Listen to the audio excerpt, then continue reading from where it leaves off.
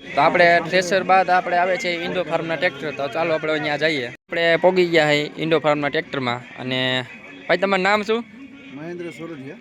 હા, તો આ ઇન્ડો ફાર્મના ટ્રેક્ટર છે એમાં શું ખાસ વાત શું છે તમે કહો?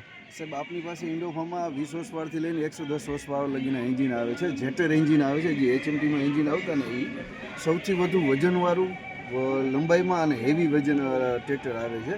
અને આ એક આરામદાયક પ્લેટફોર્મવાળું આપણે નવું અપડેટ કરીને દીધું છે, જે GCB ટાઈપ આપણે પ્લેટફોર્મ આવે છે. ખેડૂતોને હકાલવામાં બધી રીતે આરામદાયક છે. અને હાઇડ્રોલિક કેપેસિટી કેટલી છે? આની 1800 છે. આનાથી ઊંચું આવે એમાં 2000 કિલોની લિફ્ટિંગ કરી શકીએ. 50 હોર્સ પાવર. આથી ઊંચું મોડેલ છે, તમે જુઓ.